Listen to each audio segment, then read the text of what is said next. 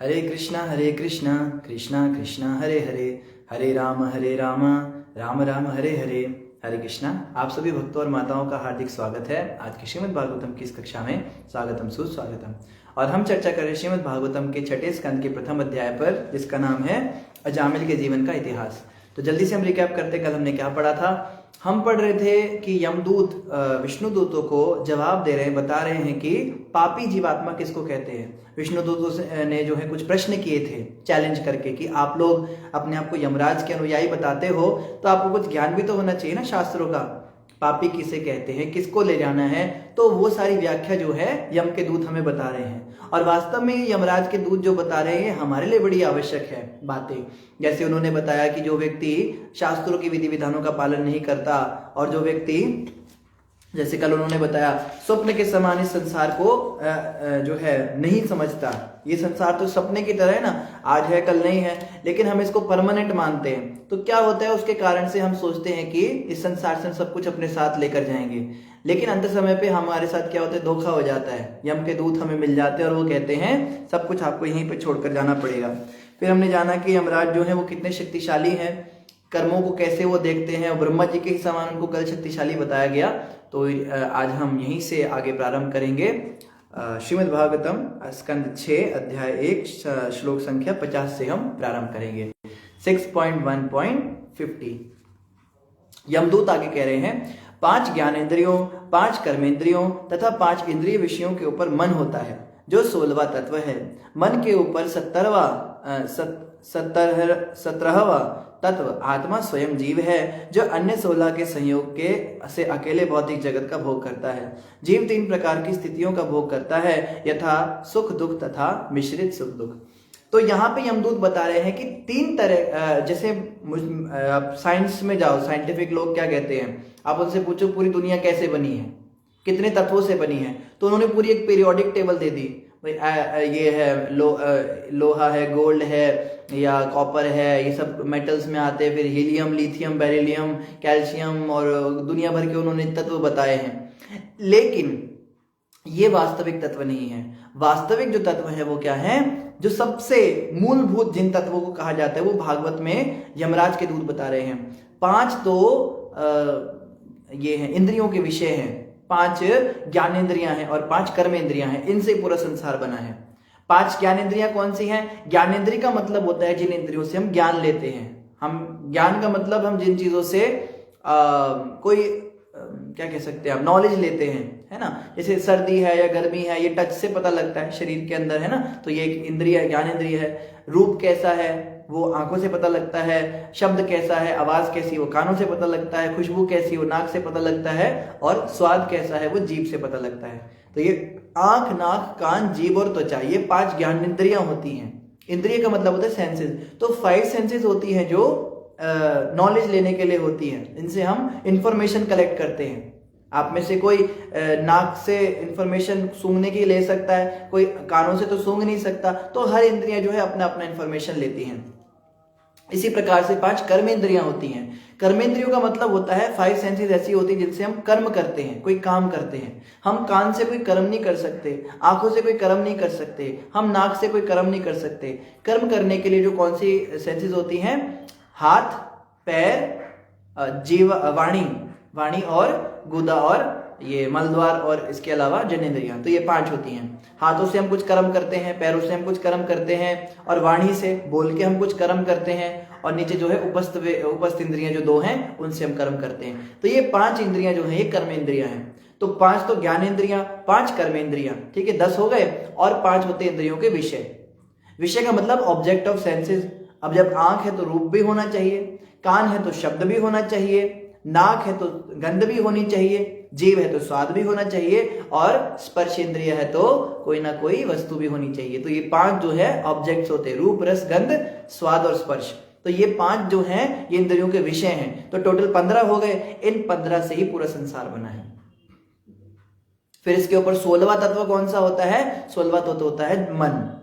मन जो है इन इंद्रियों का राजा है, कंट्रोलर है। भगवान गीता में कहते हैं इंद्रियों में मैं मन हूं। तो मन क्या करता है? मन इंद्रियों को डायरेक्ट करता है। जैसे रथ की एग्जाम्पल दी गई है। एक रथ के अंदर 5 घोड़े लगे हुए हैं, ठीक है। 5 घोड़े जो हैं वो, उनके लगाम जो है वो एक व्यक्ति के हाथ में होती है, और वो जो व्यक्ति है वो बुद्धि है, और वो जो लगाम है वो मन है। यानी लगाम जैसे जैसे बुद्धि चलाएगी वैसे वैसे घोड़े आगे भागेंगे, लगाम खींची जाएगी तो घोड़े भी रुक जाएंगे। तो अगर मन पक्का है, मन अगर कंट्रोल में है, तो वो इंद्रियों को खींच लेता है गलत जगह पे जाने से। मानो किसी की इंद्रियां गलत जगह पे जा रही हैं, कोई गलत काम करना चाह रही है, तो मन क्या करेगा, रोक लेगा उनको, एकदम से ब्रेक लगा देगा उस पर। तो ये मन का काम है। तो ये 16वां तत्व हो गया मन। और इसके ऊपर 17वां तत्व कौन सा होता है, आत्मा।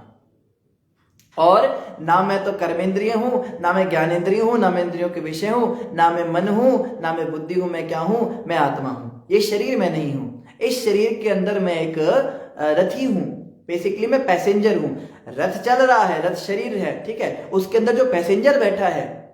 अब पैसेंजर क्या करता है, पैसेंजर खाली सारथी को बोलता है भाई मुझे ऐसे ले जाओ वैसे ले जाओ, लेकिन सारथी की अपनी मर्जी है। मान लो अगर सारथी के मन में लालच आ गया तो वो पैसेंजर की बात सुनता ही नहीं है, वो ले जाता है कहीं और। इसी तरह से क्या होता है, कई लोग कहते हैं, जैसे कल परसों भी ग्रुप में बड़े प्रश्न आए, मन नहीं कंट्रोल होता है, मन कैसे कंट्रोल होगा। तो आत्मा जो है वो केवल मन को कह सकती है भाई मत कर ये काम मत कर, ये काम कर, ऐसा है वैसा है। लेकिन मन इतना बलवान हो गया है, मन इतना शक्तिशाली हो चुका है, वो आत्मा की बात नहीं सुनता, क्योंकि इंद्रियों की लगाम मन के हाथ में, आत्मा के हाथ में नहीं है। ध्यान से सुनिए, बड़ी इंपॉर्टेंट बात है। अगर ये हम बात समझ गए ना तो हम बड़ा कुछ समझ जाएंगे। इंद्रियों की लगाम जो है वो मन के हाथ में है। मन जैसा कहेगा शरीर वैसे करेगा। आपके और मेरे हाथ में नहीं है शरीर को चलाना। हम केवल मन को या बुद्धि को एक एडवाइस दे सकते हैं कि मैं अच्छे रास्ते पे चलना चाहता हूं। जैसे हम रात को अलार्म लगा के सोते हैं, सुबह 4 बजे उठना है, मन को बोलते मन कल सुबह 4 बजे उठा देना, मन कहते देखेंगे। सुबह आत्मा तो उठ जाती है, आत्मा की इच्छा है, अलार्म भी बजता है, आत्मा कहती है मन उठ जाए, मन कहते नहीं सो अभी पढ़ के, अभी कोई टाइम नहीं हुआ है। आत्मा कहती है यार उठ जा यार, काम करना है, कहीं कुछ नहीं होता, काम होते रहेंगे, अभी अगर नहीं सोए तो दिन भर नींद आएगी, दुनिया भर की वो एक्सक्यूजेस देगा। और इंद्रियों को कहेगा, आंखों को कहेगा बंद हो जाओ, कान को कहेगा कि तुम बंद हो जाओ, हाथ को कहेगा अलार्म बंद कर दो। तो इस प्रकार से मन जो है वो आत्मा को ओवर पावर कर रहा है। इसका मतलब सिस्टम खराब है। जिस गाड़ी के अंदर ड्राइवर पैसेंजर को आदेश दे कि आप चुप रहिए, मेरी जहां मर्जी होगी वहां चलेंगे, वो गाड़ी कभी ठीक जगह पे जा सकती है। यही हमारी स्थिति है, हम ऐसे हो चुके हैं। लेकिन साधु संत कैसे होते हैं, साधु संत होते हैं जो कोई हट्टा खट्टा सा कोई पैसेंजर बैठा हो और सामने जो सारथी है, जो ड्राइवर है, वो बेचारा पिद्दू सा हो। वो कहेगा चल सीधा चल, कहां जा रहा है, इधर उधर कहां जा रहा है। बोलेगा साहब भूख लग रही है, इधर उधर कुछ नहीं, पहले काम करो अपना, पहले वहां चलो, हमें वहां जाना है। तो इंद्रियां अगर कभी डिमांड भी करे, इंद्रियां कहे काम वासना आ रही है, या क्रोध आ रहा है, या अहंकार है, लोभ आ रहा है, तो आत्मा कहेगी चुप करो, कुछ नहीं करना है। मन कहेगा थोड़ा सा भोग लेने दो, थोड़ा आइसक्रीम खाने दो, थोड़ा, आत्मा कहेगी चुप करो सीधे चलो। तो आत्मा जो है जिसकी ज्यादा प्रभुत्व जताती है मन के ऊपर, वो व्यक्ति की गाड़ी सही चलती है। जैसे साधु संत होते हैं, इंद्रियों पर विजय प्राप्त कर लेते हैं, है ना। अब प्रश्न ये उठता है कि हम कैसे उस स्थिति तक पहुंच सकते हैं कि जहां पर हम मन को डायरेक्ट करें, ना कि मन हमको चलाए। प्रश्न उठता है ना। तो प्रभुपाद जी ने बताया इसका क्या तरीका है। मन की जो खुराक है, मन की खुराक है इंद्रिय तृप्ति। इंद्रिय तृप्ति मतलब गंदे काम, जो भी 4 नियम तोड़ना, गलत काम करना, तो ये सब काम करने से मन को खाना मिलता है, उसको खुराक मिलती है, और मन बलवान होता चला जाता है। ये कम करनी है, मन की खुराक जो है वो कम करनी है, मन को खाना पीना कम देना है। और क्या करना है, आत्मा की खुराक बढ़ानी है। आत्मा की खुराक क्या है, आत्मा की खुराक है भगवान का भजन, हरि नाम। तो अगर हम भगवान का नाम जपते हैं, आत्मा को खुराक देते हैं, तो आत्मा बलवान होती चली जाएगी। और मन को इंद्रिय तृप्ति कम कर देते हैं, मन की खुराक कम कर देते, तो मन जो है पिद्दू होता चला जाएगा। होता क्या है, 99.999% केसेस में लोग जो है वो इंद्रिय तृप्ति तो खुलेआम करते हैं, और जब भजन पूजन की बात आती है तो क्या बोलते हैं, ऊपर वाले को तो बस 1 सेकंड 1 मिनट भी बस याद कर लो, इतना बहुत है, यही सच्चा भजन है। किसी को बोलो माला जपो, माला क्या, माला गिनती क्या करनी है, खुला बस भगवान को जितना, ये सब मन की चालें होती है। क्योंकि मन को पता है अगर आत्मा को उसका भोजन मिल गया, 16 माला अगर मिल गई उसको रोज की है, 2 घंटे तक भगवान का नाम जपेगा और कथा सुनेगा 1 घंटे भागवत की, और उसके बाद में जो है सत्संग भी जाएगा, साधु संतों का संग भी करेगा, तो इसकी खुराक बढ़ जाएगी, ये मेरे को ओवर पावर कर देगा। तो मन जो है पूरी कोशिश करेगा, नहीं जप नहीं करना, नहीं मंगल आरती नहीं उठना, नहीं कोई क्लास नहीं सुननी, कथा नहीं सुननी, रोज सुनते बाद में देख लेंगे, रिकॉर्डेड है वीडियो तो रहेगी, लाइव सुनने का क्या कुछ नहीं होता। ऐसे बहुत सारे विकल्प देता है मन। लेकिन मन की बात में जो व्यक्ति नहीं आता, आत्मा के अंदर फिर भी पावर है, ठीक है। मन जबरदस्ती नहीं कर सकता, मन केवल आपको एडवाइस दे सकता है। तो अगर आत्मा फिर भी कहते नहीं चुप कर, दुष्ट कहीं के, मुझे भटकाता है, हम जरूर सुनेंगे, और एक नहीं हम 4-4 कथाएं सुनेंगे, हम 6-6 बार सुनेंगे, 16 माला, हम 64 माला करेंगे, देखता हूं मैं तो कैसे रोकेगा मेरे को। तो ऐसे मन को जब हम उसकी खुराक नहीं देंगे और आत्मा को उसकी खुराक देना शुरू करेंगे, और मन की खुराक क्या है? इंद्रिय तृप्ति। मन कहेगा चलो लगा के आते, थोड़ा है कुछ करके आते, कोई गंदे काम, चुप कर, आत्मा मना कर देगी नहीं करना, मन कहेगा करना है, क्यों नहीं करना। तो कहने का मतलब क्या है, हम भजन तो कर रहे हैं लेकिन साथ में इंद्रिय तृप्ति भी चल रही है, दोनों को भोजन मिल रहा है। हमें क्या करना चाहिए, मन का भोजन कम भी करना चाहिए साथ साथ। इसीलिए प्रभुपाद जी ने क्या कहा, 16 माला जब तो है लेकिन साथ में 4 नियम भी दिए हैं। हमें 16 माला तो हो जाती है लेकिन 4 नियम में हम फंस जाते हैं, जैसे मांस मछली अंडा प्याज लहसुन नहीं खाना, शराब बीड़ी सिगरेट गुटखा खैनी तंबाकू चाय कॉफी नहीं पीना, अवैध स्त्री पुरुष संग नहीं करना, और चौथा जुआ सट्टा नहीं खेलना, सच बोलना, शास्त्रों में मानना, मनगढ़ंत बातें ना करना। तो जो व्यक्ति 4 नियम पालन करता है वो मन की खुराक कम कर देता है। तो यहाँ पे यमदूत क्या कह रहे हैं, यमदूत बता रहे हैं कि जब इस प्रकार से क्या होता है, 3 तरह की जीवात्माएं होती है, ठीक है। एक होती है जो सुखी रहती है, सुखी ऑफ कोर्स वही रहेगी जो मन के ऊपर विजय प्राप्त कर चुकी है। एक होती है जो दुखी रहती है, जिसके ऊपर मन विजय प्राप्त कर चुका है। और एक तीसरी होती है जो सुख दुख के मिश्रित उसमें रहती है, कि कभी तो बुद्धि हावी हो जाती है, कभी मन हावी हो जाता है। तो ये 3 तरह की जो आत्माएं जीवात्माएं हैं, ये स्थितियां ये जीवात्मा का भोग करनी पड़ती है। 3 तरह की जीवात्माएं नहीं है, ये जीवात्माओं में 3 तरह की स्थितियां हैं। मतलब हर एक के जीवन में ये 3 समय आते हैं। कभी कभी तो हम बहुत सुखी होते हैं, कभी कभी बहुत दुखी होते हैं, कभी कभी मिक्स होते हैं। आगे क्या कह रहे हैं, सूक्ष्म शरीर 16 अंगों से समन्वित होता है, 5 ज्ञानेंद्रियां, 5 कर्मेंद्रियां, 5 इंद्रिय तृप्ति के विषय तथा मन। तो हो गए ना 16 भी हमने गिने। यह सूक्ष्म शरीर प्रकृति के 3 गुणों का प्रभाव है। यह दुर्लंघ प्रबल इच्छाओं से बना हुआ है। देखो यहाँ पे क्या कह रहे हैं यमदूत, दुर्लंघ प्रबल इच्छाओं से बना हुआ है। इच्छाओं का मतलब होता है कह सकते हैं, कहते हैं ना मेरी बड़ी ख्वाहिशें हैं मेरे जीवन में, मुझे बड़ा कुछ पाना है, मेरी इच्छाएं हैं, मेरी महत्वाकांक्षाएं हैं, मुझे ये बनना है, वहां जाना है, ये खाना है, उससे शादी करनी है, ये करना है। ये सब इच्छाएं जो है ना, ये दुर्लंघ हैं। दुर्लंघ मतलब ऐसी ऐसी इच्छाएं मन में है जो जिनको पाना बड़ा मुश्किल है। अब कोई सोचे मुझे बिल गेट्स बनना है, या कोई सोचे ताजमहल खरीदना है, कोई कहे प्रिंसेस डायना से शादी करनी है, या कोई लड़की सोचे मुझे जो है उनसे ये वो बहुत बड़ा जो बुर्ज खलीफा है उसके अंदर जो है उसको खरीद के अपने बाप की प्रॉपर्टी बनाना है। ऐसी ऐसी इच्छाएं क्यों करते हो? दुर्लंघ इच्छाएं जो है मन में बहुत हैं। हम सोचते हैं आईएएस पीसीएस बनेंगे, डॉक्टर सोचते तो है 6 पैक बनाएंगे, डोले छोले बना के फूलेंगे, या पेट पतला करके हम सुंदर होकर डोलेंगी।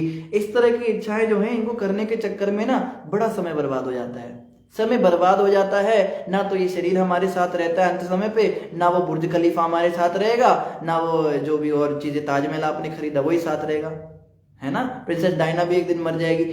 तो इन सब इच्छाओं के चक्कर में जीवात्मा ऐसा फंस जाता है, इनको पूरा करने के लिए जीवन नष्ट हो जाता है, मूर्ख बन जाता है। अंत समय पे यमदूत कहते हैं चलो भैया इधर छोड़ो, सब बुर्ज खलीफा भी इधर छोड़ो, और जो पैसे तुमने इकट्ठे किए वो भी इधर छोड़ो, बिल गेट्स तुम बने थे, घर की सारी सुविधा इधर छोड़ो। तब व्यक्ति को लगता है हाय हाय मेरा तो जीवन बर्बाद हो गया, मुझे इस मन ने मूर्ख बना दिया। ऐसी इच्छाओं को पूरी करने में मैं लगा रहा जिनको पूरा करना बड़ा कठिन था। और कितनी मेहनत करते हैं लोग, आप देखो हार्डवर्क तो बाप रे, कट थ्रोट कंपटीशन है। किसी भी फील्ड में आप चले जाओ, कंपटीशन का लेवल इतना हाई हो चुका है। भिखारियों में भी कंपटीशन होता है। अच्छे भिखारी जो होते हैं बढ़िया से मुंह ऐसा टेढ़ा मेढ़ा बना के, और भीख मांगना भी कला हो गई है। मेरे पिताजी ने एक बार बोला मुझे, मैंने अपने पिताजी को बोला कि आप क्या चाहते हो, मैं क्या करूं 12वीं के बाद। तो मेरे पिताजी कहते बेटा देख मेरी सीधी सी फिलॉसफी है, तुझे जो करना है कर, पर टॉप क्लास पे जा, तू टॉप लेवल पे जा, तेरे को भीख भी मांगनी तू भिखारी बन जा, लेकिन ऐसा भिखारी बन कि तू करोड़ों करोड़ों रुपए कमा सके उस प्रोफेशन में। तो कहने की बात क्या है, लोग जो हर जगह पे कंपटीशन है आजकल, तो इन कंपटीशन के चक्कर में क्या होता है, उन चीजों को हम प्राप्त करने के लिए पागल रहते हैं जो दुर्लंघ्य हैं, उनको प्राप्त कर पाना बड़ा मुश्किल है। और दुर्लंघ्य प्रबल इच्छाओं से बना हुआ है। प्रबल मतलब वेग आ जाता है, पाना है तो पाना है, कैसे नहीं होगा। और मोटिवेशनल स्पीकर्स इसीलिए होते हैं, यस आप कर सकते हो, करो, कोशिश करो, हैं, रात को जागो, दिन में कुत्ते की तरह गधे की तरह मेहनत करो, करो करो, मिलेगा तुम्हें, मिलेगा एक दिन गाजर मिलेगा। और गाजर कभी मिलता है गधे को? हमने पहले भी कथा सुनाई थी, प्रभुपाद जी बताते हैं, एक धोबी था, धोबी बैठा हुआ था अपने गधे के ऊपर, और गधे के ऊपर बहुत सारा बोझा लाद रखा था। गधे के मुंह से फेन निकल रहा है, उसकी जीभ बाहर निकल रही है, धूप कड़ी लग रही है, गधा थक गया, उसे चला नहीं जा रहा, धोबी पीट रहा है। गधा जो है ना सबसे टफ जानवर होता है, उसको कितना भी पीटो उसको फर्क नहीं पड़ता, बड़ा डीठ होता है गधा, इसलिए किसी को कोई बच्चा डीठ होता है उसको कहते गधा कहीं का। अब वो गधा चल नहीं रहा है, धोबी ने क्या टेक्निक निकाली, धोबी ने अब एक डंडी ली, ठीक है, डंडी पे एक रस्सी लटकाई, उसके आगे गाजर लटका दी, लाल लाल गाजर, खुशबूदार एकदम चमक रही है, और क्या उसके अंदर उसकी स्वाद, रसीली गाजर है एकदम। और क्या कर दिया, उसके गधे की दोनों आंखों के सामने गाजर आ गई।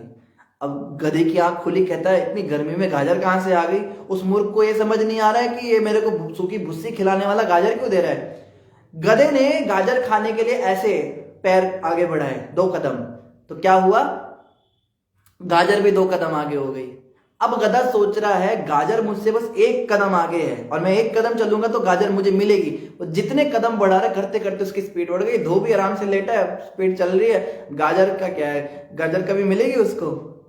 कभी नहीं मिलेगी। गाजर हमेशा 1 कदम आगे रहेगी, दिख रही है गाजर, ऐसा नहीं है कि नकली है, असली गाजर है, दिख भी रही है, खुशबू भी आ रही है, लेकिन कभी उसके हाथ नहीं आने वाली, वो हमेशा उससे आगे। इसी प्रकार से सुख होते हैं, सुख जो है वो लगता है कि बस मेरी 12वीं क्लास हो जाए, ये कर लूं, उसके बाद सुख हो जाएगा, इस स्कूल में मेरा एडमिशन हो जाए, एक बार मेरी डिग्री कंप्लीट हो जाए, एक बार मेरे इस कॉलेज में एडमिशन हो जाए। कॉलेज में एडमिशन होने के बाद भी गाजर भी तो आगे आगे जा रही है ना, फिर क्या कॉलेज में भी प्रॉब्लम, फिर बस एक बार मेरी जॉब लग जाए, पैसे आने शुरू हो जाए ना, मेरे घर की सारी प्रॉब्लम्स दूर हो जाएंगी, पैसे भी आने लगते हैं, फिर कहते भाई जॉब बड़ी बेकार है, बड़ा दुखी कर दिया, मैं उस कंपनी में लग जाऊं, या मेरी पोस्ट बढ़ जाए, मेरे प्रमोशन हो जाए, मेरी बस शादी हो जाएगा, और उसके बाद शादी के बाद बच्चे नहीं, बच्चे हो जाए, बच्चे बड़े हो जाए, बच्चों का बस एक बार मैं इनकी शादी कर दूं, बच्चों की शादी भी हो जाती है, पोतों का चेहरा देख लो, पोते भी हो जाते, पोतों की शादी देख लो, वो भी हो जाती है, फिर एक दिन फोटो टंग जाती है दीवार पर, लेकिन गाजर तब भी नहीं मिलती। ये माया जो है ऐसे गाजर लटका के देती है। इसी कट थ्रोट कंपटीशन में तो हम पागल रहते हैं। हम कहते हैं प्रभु जी हमारे पास ना माला करने का टाइम नहीं है। क्यों नहीं है? हमारे ना ट्यूशन बड़े हैं, सुबह इंग्लिश का ट्यूशन, दोपहर मैथ्स का ट्यूशन, हमें लगता है ट्यूशन जाने से गाजर मिलेगी, इसीलिए तो जाते हैं ना। हमारे पास ना टाइम नहीं प्रभु जी, मैं ना बड़ी बिजी रहती हूँ। क्यों?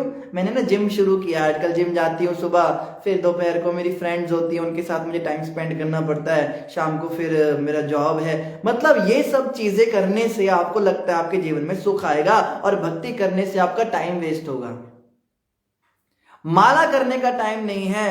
हम मंगल आरती नहीं उठ सकते, क्योंकि अगर हम मंगल आरती उठ गए तो फिर हमारा पूरा दिन अमंगल हो जाएगा। होता उल्टा है कि मंगल आरती से पूरे दिन मंगल होगा। हमारे दिमाग में क्या खोपड़ी में फिट है, अगर मंगल आरती उठेंगे तो पूरा दिन अमंगल हो जाएगा, क्योंकि हमें दिन भर नींद आएगी ना, हम काम कर पाएंगे ना। मतलब काम करके, जॉब करके, सब चीजों में जाकर जो पैसा मिलेगा उससे हमें सुख मिलेगा, और मंगल आरती में भगवान के दर्शन करने से भगवान की जो कृपा मिलेगी उससे हमें सुख नहीं, उससे दुख मिलेगा। कैसी बुद्धि है ये! सब माया के भ्रमित जो है फिलॉसफी है, ये गाजर वाली बात है। यही बात क्या यमदूत बता रहे हैं, दुर्लंघ प्रबल इच्छाओं से बना हुआ है। ये प्रबल इच्छाएं आती है मन में, लेकिन इनसे कुछ मिलता नहीं, कभी सुख मिलता ही नहीं। गाजर हमेशा 1 कदम आगे। अतएव यह जीव को मनुष्य जीवन, पशु जीवन तथा देवता जीवन में एक शरीर से दूसरे में देहांतरण कराता है। जैसी इच्छाएं करोगे वैसा अगला जन्म। कई लोग कहते हैं मैं बड़ा गरीब पैदा हो गया, पर मेरे हाथ में थोड़ा ना था ये। कोई व्यक्ति कहे मैं बड़ा काला पैदा हो गया, मैं बड़ा गोरा पैदा हो गया, मैं बड़ा बौना रह गया, मेरी आवाज अच्छी नहीं हुई, मैं बड़ी सुंदर नहीं हो पाई, मिस इंडिया नहीं बन सकती मैं, ऐसा शरीर मुझे मिला, मेरे हाथ में थोड़ा ना था। ऐसे गरीब परिवार में मेरा जन्म हुआ, ऐसे कस्बे में मेरा जन्म हुआ। मेरा ये जन्म जो है, हम कहते मेरे हाथ में नहीं था, वो विधाता ने दिया है, लेकिन वास्तव में ये हमारे ही हाथ में है। बताता हूं कैसे। प्रभुपाद जी कहते हैं हम प्रतिक्षण अपने अलग अपने अगले जन्म की तैयारी कर रहे हैं। जैसे जैसे हम कर्म करते जा रहे हैं ना इस शरीर में, वैसे वैसे अगला जन्म तैयार होता जा रहा है। मतलब जो ये यमराज हैं, यमराज भी चित्रगुप्त हैं। चित्रगुप्त जो हैं एक एक कर्म को नोट करते हुए वो परम्यूटेशन कॉम्बिनेशन लगा रहे हैं, RHS इक्वल्स टू LHS करके इक्वेशंस बना रहे हैं कि अच्छा जो अगला शरीर होगा उसमें ये भी होना चाहिए, ये भी होना चाहिए। उस हिसाब से एक माँ का गर्भ जो है चूज किया जा रहा है कि इसकी जितनी इच्छाएं उसको पूरा करने के लिए ये योनि परफेक्ट रहेगी।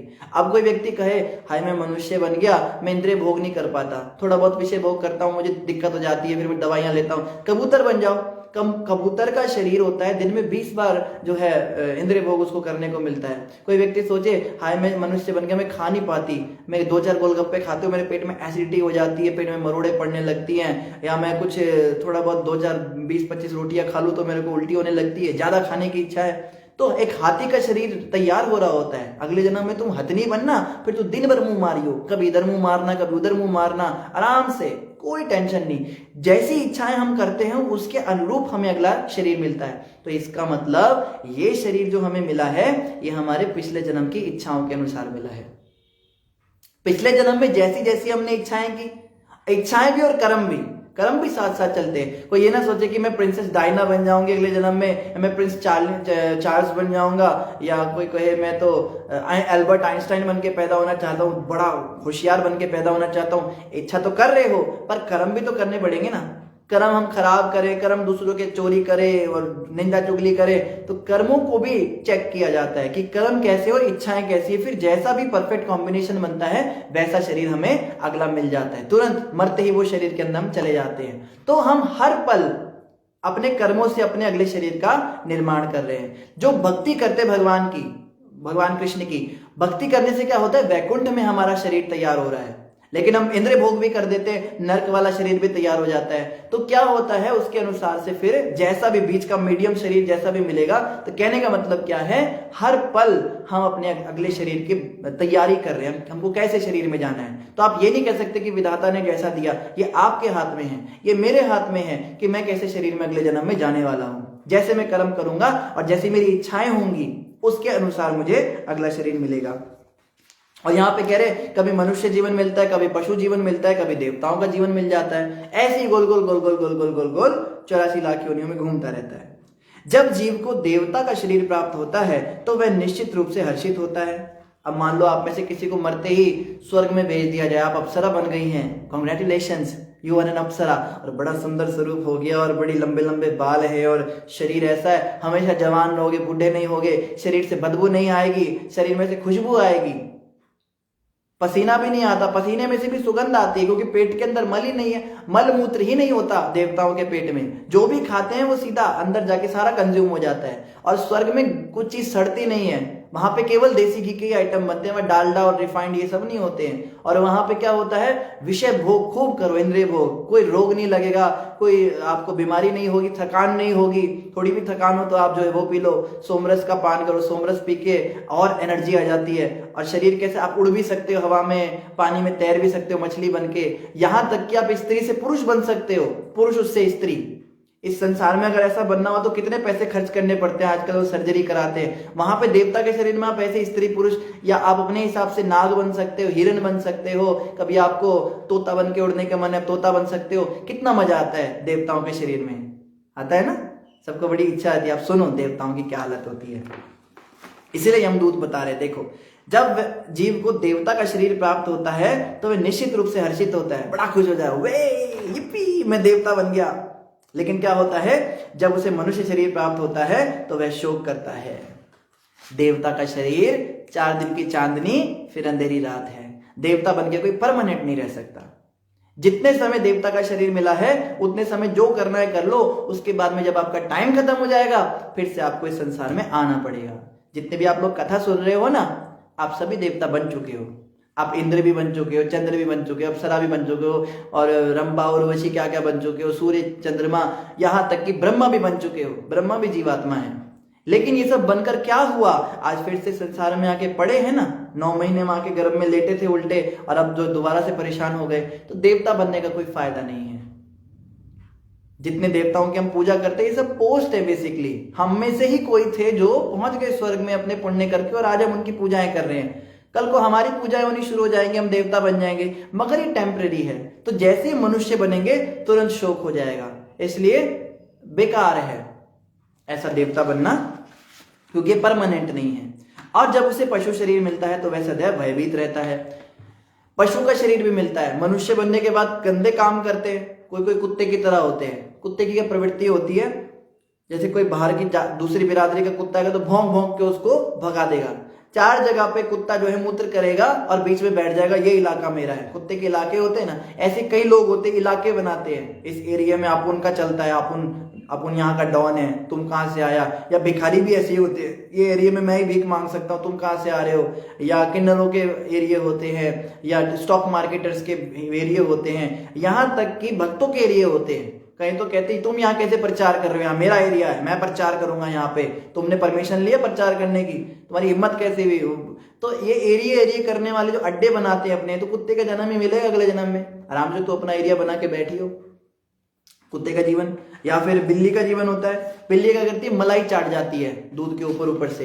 तो बिल्लियां क्या होती है, जो घरों के अंदर लोग होते हैं या फैमिली में या पार्टी में जाते हैं, बढ़िया बढ़िया लपेट लेंगे और बाकी दूसरे के लिए छोड़ देंगे। बड़े सेल्फिश लोग होते हैं, हमारे को बढ़िया बढ़िया मिल जाए, बाकी सब देखा जाएगा, दुनिया का जो होगा बर्बाद हो। ऐसे लोग बिल्ली बन जाते हैं। कई लोग मधुमक्खी जैसे काम करते हैं, जीवन भर संग्रह करेंगे, इधर से इकट्ठा उधर से इकट्ठा, बैंक में भरे जा रहे। घर वाले कहते भाई कुछ तो दे दो हमें, कुछ इस्तेमाल, तो कुछ नहीं, इकट्ठा किया है, मैं इकट्ठा करके रखना है। उसको देख के खुश होता रहेगा, हाँ मेरा इतना बढ़िया पैसा। खर्च कुछ नहीं कर रहा है, ना तो दान दे रहा है, ना किसी की मदद कर रहा है, ना किसी गरीब को खिला रहा है, अपने घर वालों को भी तरसाता है। कंजूस मक्खी चूस टाइप के जो लोग होते हैं, तो ये मधुमक्खी बन जाते हैं। तो पशु जीवन जो है वो मिलने के बाद भयभीत स्थिति रहती है। पशु हमेशा भयभीत रहता है।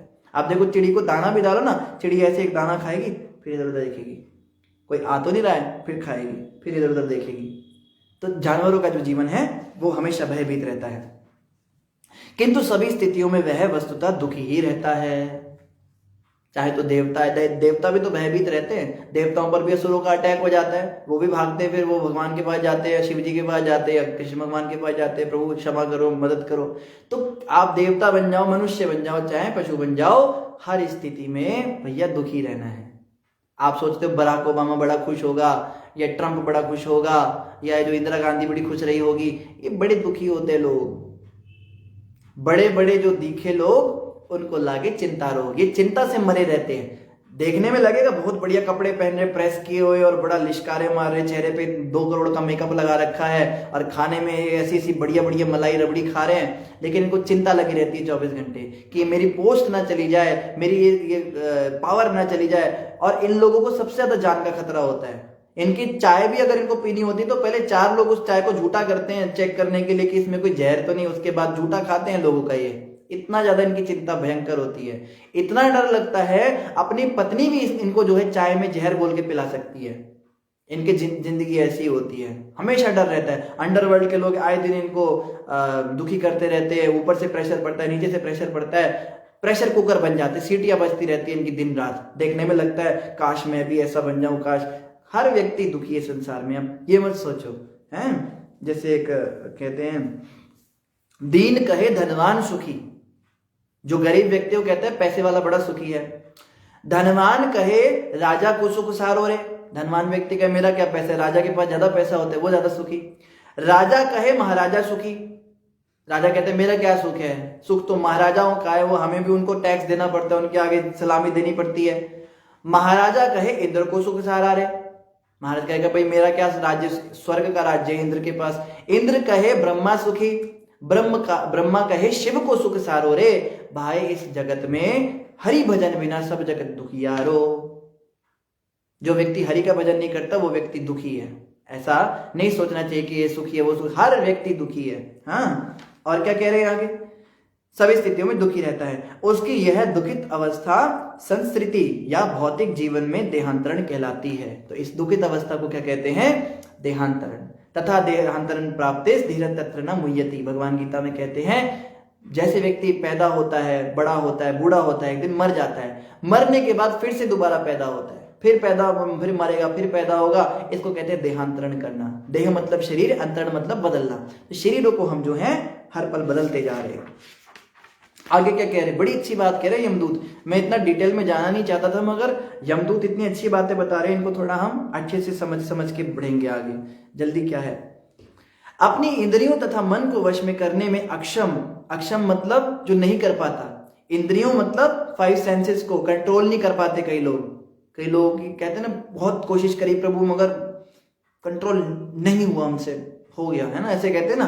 तो जो इंद्रियों को कंट्रोल नहीं कर पाते और मन को भी वश में नहीं कर पाते, वो क्या होते हैं, मूर्ख देहधारी जीव अपनी इच्छाओं के विरुद्ध प्रकृति के गुणों के प्रभाव के अनुसार कर्म करने के लिए बाध्य होता है।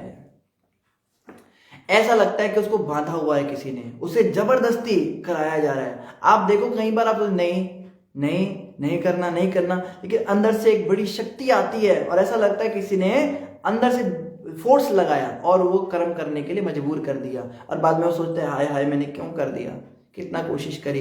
फिर कॉल करते प्रभु जी गड़बड़ हो गई, या भगवान से प्रार्थना करते प्रभु क्षमा कर देना मुझे, लोगों से नजर नहीं मिला पाते, नजरें नीची हो जाती हैं। इसका कारण क्या है, प्रकृति के 3 गुणों ने हमें बांध रखा है। आपने भगवत गीता में एक फोटो देखी होगी, भगवत गीता भी यहाँ पे नहीं है हमारे पास, उसमें आप देखोगे प्रभुपाद जी की भगवत गीता में 3 देवियां हैं और वैसे कठपुतली की तरह 2 आदमियों को नचा रही हैं। अगर आप देखो प्रीफेस के पहले वो फोटो है। ये सतोगुण रजोगुण तमोगुण हमें जो है नचा रहे हैं कठपुतली की तरह से। कभी हम सतोगुण के प्रभाव में हैं, कभी रजोगुण के प्रभाव में हैं, कभी तमोगुण के प्रभाव में हैं, और जिस गुण के हम प्रभाव में होते हैं उसके अनुसार हमसे वो कर्म होता है। अब इसका ये मतलब भी नहीं है कि हम सारा का सारा दोष कर्म उनको गुणों को दे दें। प्रभु जी अगर ये गलत काम गुणों की वजह से हुआ है तो पाप गुणों को लगना चाहिए, मुझे क्यों पाप लग रहा है? भैया पाप तेरे को इसलिए लग रहा है, इच्छा कहीं ना कहीं तेरी भी थी और इंद्रियों को तू वश में नहीं कर पाया, इसमें तेरी समस्या है। गाड़ी में तो एक्सेलरेटर दिया हुआ ही है, लेकिन तेरे गाड़ी के ब्रेक फेल है तो इसमें तेरी प्रॉब्लम है ना। गाड़ी को ठीक रख, अपने मन और इंद्रियों को वश में रख, लेकिन हम ऐसा नहीं कर पाते और क्या करते हैं, ऐसे कर्मों को करने के लिए बाध्य हो जाते हैं जो हम विपरीत होते, हम नहीं करना चाहते। वह उस रेशम के कीड़े के समान है जो अपनी लार का प्रयोग बाह्य कोश बनाने के लिए करता है और फिर उसी में बंध जाता है, जिसमें से बाहर निकल पाने की कोई संभावना नहीं रहती।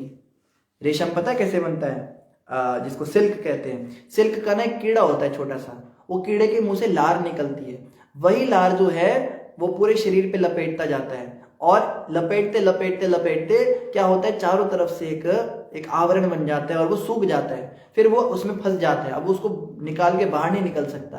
जो लोग सिल्क का काम करते हैं वो जानते हैं, वो कीड़ों को पालते हैं, उनके मुंह से जब रेशे निकलते हैं फिर या तो वो उनको उबाल देते हैं या उनको धूप में मरने के लिए छोड़ देते हैं, और वो जो है हिलते हैं ऐसे अंदर से वो कीड़े, मगर मर जाता है, वो अंदर ही मर जाता है। जब कीड़ा मर जाता है फिर वो रेशम जो है निकाला जाता है और उससे सुंदर सुंदर कपड़े बनते हैं सिल्क के। तो सिल्क का काम जो है ये बड़ा जीव अपराध वाला काम है, बड़ी जीव हत्या होती है इसमें। तो क्या हुआ, रेशम के कीड़े ने सोचा था मैं रेशम बनाऊंगा, बड़ा मजा आएगा, आनंद आएगा, लेकिन उसमें खुद ही फंस गया वो जाल को बना के। जैसे गुरु महाराज एक भजन गाते हैं, तूने सोचा था भोग मैं भोग करूं, पर भोग ही तुझको भोग गए, जिन्हें अपना बनाया था तूने, शमशान में छोड़ के लौट गए। जब चल चल तेरी होने लगी, एक पल भी कोई टिका ना सका, दुनिया भी तो तेरी बन ना सकी, भगवान को अपना बना ना सका। और सुनिए शब्दों को ध्यान दीजिएगा। तू रोज कमा कर लाता गया और खाने वाले खाते गए, जब काया निर्बल होने लगी, वे तुझको ही आंख दिखाने लगे, सब कुछ इन पर कुर्बान किया, पर मन की प्यास बुझा ना सका, दुनिया भी तो तेरी बन ना सकी, भगवान को अपना बना ना सका। तेरा लोक गया परलोक गया, तू मानव तन कुछ पा ना सका, दुनिया भी तो तेरी बन ना सकी, भगवान को अपना बना ना सका। बड़ी शिक्षा है। एक एक भजन जो होते हैं ना इसमें बड़ी शिक्षा होती है। हम कहते भजन है, भजन बड़ी चीपली लेते हम लोग, भजन गाते, भजन सुना दो। इन भजनों के एक शब्द में इतनी इतनी शिक्षाएं हैं कि पूरे शास्त्रों का निचोड़ एक भजन में आपको मिल जाएगा, और बड़ी सिंपल लैंग्वेज में। क्या कह रहे हैं? तूने सोचा था भोग में भोग करूं, पर भोग ही तुझको भोग गए। हम सोचे सिगरेट फूकेंगे तो हम सिगरेट को फूक के आनंद लेंगे, पर वास्तव में क्या होता है, सिगरेट हमें फूक जाती है, पूरा शरीर फूक जाता है सिगरेट के पीते हुए, है ना? ऐसा होता है ना। यहाँ हम इंद्रिय विषय करते, विषय भोग करते, उसमें हम सोचते आनंद मिलेगा, शरीर बेकार हो जाता है और बुरी हालत हो जाती है। तो भोग ही तुझको भोग गए, जिन्हें अपना बनाया तो तूने शमशान में छोड़कर लौट गए। जिन्हें तुम अपना कहते हो, मेरी पत्नी मेरा पति, कोई साथ नहीं जाता। जब मरते हैं ना, सब कहते हैं शमशान में भेज दो इनको, जला दो इनको, ऐसी हालत होती है। तू रोज कमाकर लाता गया और खाने वाले खाते गए। आप सोचते मेरे बच्चे, मेरे परिवार है, मैं इनका बड़ा पोषण करूं, खूब खिला रहे हो। खिलाना है, मना नहीं, लेकिन अपना नहीं मानना इनको। अपने केवल भगवान है, ये मेरी जिम्मेदारी है, ये मेरी रिस्पॉन्सिबिलिटी है, ये मेरी लायबिलिटीज हैं, लेकिन मेरी एसेट केवल कृष्णा है, भगवान ही केवल मेरे अपने हैं, ये याद रखना है। और खाने वाले खाते गए। जब काया निर्बल होने लगी तो वे तुझको ही आंख दिखाने लगे। जब शरीर बूढ़ा हो जाता है तो कहते पापा चुप रहो, आपको कुछ नहीं पता है। मम्मी पापा को बोलो पापा चुप रहे, मैं बताती हूँ क्या करना है, ऐसे करो ऐसे करो ऐसे करो। चुप कर देते ना बूढ़े को। बूढ़े सोचते वाह बेटा, बचपन से तेरे को कमा के हमने खिलाकर बड़ा किया, आज तो हमें ही आंख दिखा रहा है ना? क्या करना है, इतना क्या, ये नहीं, इतना नहीं इनके लिए करना है, एसी नहीं लगाना है इनके कमरे में, कूलर से काम चलाइए। मम्मी जी आपके घर में कूलर लगेगा, आपके कमरे में एसी नहीं, एसी हमारे कमरे में लगेगा। तो इस प्रकार से बूढ़े लोगों की कोई रिस्पेक्ट नहीं हो पाती। तब उसको समझ में आता है कि उसने अपना जीवन बर्बाद किया है। सब कुछ इन पर कुर्बान किया, पर मन की प्यास बुझा ना सका। उसको जब कोई बोलता था ना प्रभु जी माला जप लो, प्रभु जी टाइम नहीं है, मुझे जॉब करनी होती है, मुझे अपने बच्चों को ये बनाना है, अपने पत्नी को ये करना है। कोई माता जी, उसको माता जी नहीं, हमारे पास टाइम नहीं है अभी ना, मैं वर्किंग लेडी हूँ, मुझे घर का भी देखना है, जॉब भी देखने में क्या क्या करूँ। अपने मन की प्यास तो तुमने बुझाई नहीं, और सब कुछ तुमने इन पर कुर्बान किया जो आज तुम्हें आंखें दिखा रहे हैं। ये बात बुढ़ापे में समझ में आती है, लेकिन तब आप कुछ कर नहीं सकते, क्योंकि तब जो है तीर कमान से निकल चुका है। अभी हाथ में है सब कुछ, अभी हमारी जवानी है, युवावस्था है, अभी हम चाहें तो समय निकाले भक्ति के लिए, पर नहीं, हम भी लातों के भूत हैं, बातों से कहां मानेंगे। जब हमारे साथ ये सब होगा, जब हमारी बेइज्जती की जाएगी बच्चों के द्वारा, जब टुकड़े ऐसे कुत्तों के आगे से डालते हैं ना, ऐसे फेंकेंगे, तब समझ में आएगा। कई लोग इतने चालाक चतुर होते हैं, वो सोचते हैं हम ना अपने बच्चों पे डिपेंड ही नहीं होंगे, हमने अपनी एफडी करा रखी है, उसका हमें रिटर्न मिलता रहेगा, या हमने एक मकान डाल रखा है, उसका किराया मिलता रहेगा, या हमने पेंशन प्लान दे रखे। पैसा कुछ सब कुछ नहीं होता, सेवा भी करानी पड़ती है बुढ़ापे में। आपको जब कोई अपना मिलेगा नहीं बच्चा, जब बाहर की बाई आके सेवा, बाई अपनी थोड़े ना है, वो घिन करेगी, उल्टी सीधी बातें। इमोशनल सपोर्ट कहां से लोगे?